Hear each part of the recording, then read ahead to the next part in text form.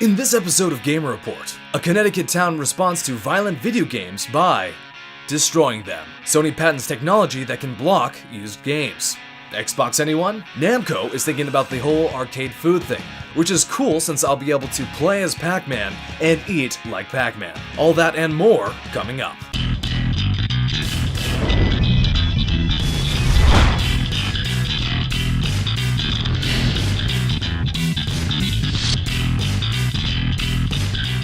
Good day, fellow YouTubians! This is funnyeehn back with another episode of Gamer Report, your weekly lowdown of people hating on violent video games. What? I mean, that does seem to be the trend. You know it. Anyway, what I meant to say was the weekly lowdown of video game news. Quick update. So I've decided that because Gamer Report takes me about 8 hours to do, and usually I've been doing it in one whole day, that I would like to try to break it up between Friday and Saturday. So do half on Friday and half on Saturday.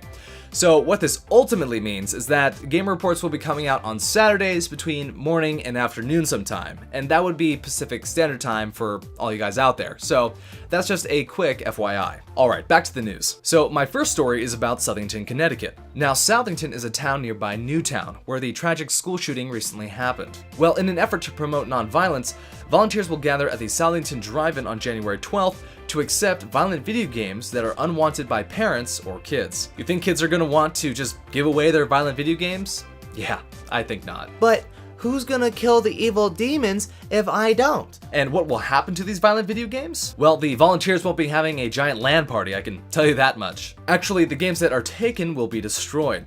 And in return, families will receive a gift certificate to a local restaurant, an amusement park, or a bowling alley. Well, bowling does sound kind of fun. Now, the organization that is heading this event, the Southing SOS Community Group, is not saying that violent video games create murderers, but that they, quote, increase aggressiveness, fear, anxiety, and desensitization about actions of violence. I can't believe my parents are gonna give away Demon Slayer 2000. When I see them, I'm gonna, hi. I'm gonna give them a hug. So I'm sure that most of you have played a used game before. I mean, that pretty much just describes my high school gaming life. Just used games and borrowed games.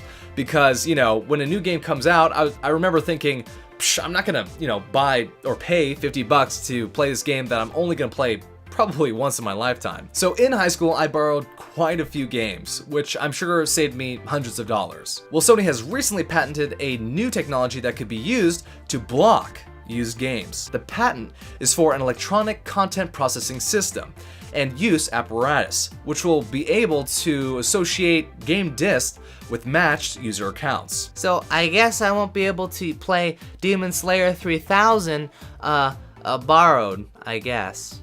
Fudge! Now, just because Sony patented this technology doesn't necessarily mean that they will be implementing it into the PS4. But Sony has made statements in the past saying that secondhand sales haven't profited game developers at all, which they say isn't right. Now, if this technology was to be released, the secondhand game market would be dramatically suppressed. Suppress that fire, man! We must suppress the violence! And in response to the possible implications of this technology, GameStop's stock went down 5% on Thursday, and on Friday it came back up by 2%. But what is your opinion of blocking used games? Now, Disney has been involved in the gaming industry, but not to the levels of Sony or Microsoft. Well, speaking of patents, Disney has patented what looks to be a gaming handheld console that seems to utilize a 3D augmented reality technology. Disney making a console?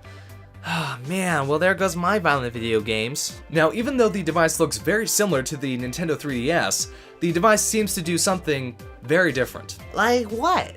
Create 3D Disney characters for you to sing along with? Actually, I would enjoy that. I can show you the... Okay, that's enough, Aladdin. Anyway, the console will supposedly be able to create a 3D image or animated version of something that you take a picture of, like a gigantic knife! For cutting meat. So it sounds like a cool device that, if done right, I think could take 3D to a whole new level. Now, haven't you always wanted to go to an upscale entertainment restaurant? Like,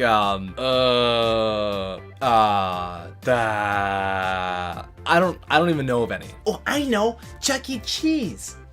No.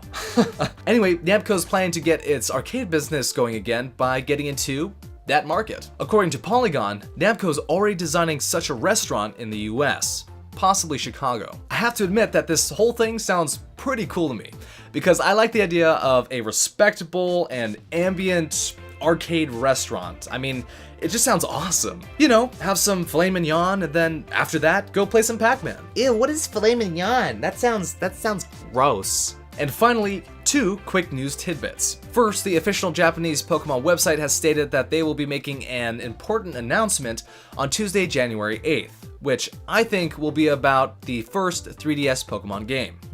Pokemon violence will do just fine. And secondly, Valve select a number of the most sought-after titles from the Steam holiday sales and bring them back on Saturday, January 5th, 10 a.m. PST, up till Monday, January 7th, 10 a.m. PST. So if you missed any titles, check back this weekend. Alright everyone, well that wraps up another episode of Gamer Report. If you enjoyed this episode, or if you think that Jimmy should put his knife away, then please hit that like button, comment, and subscribe for more content.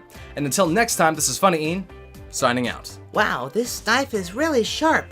You should feel it. No, you hold on to that knife. It looks sharp enough from here, so I'm good, thanks. No, really, you should.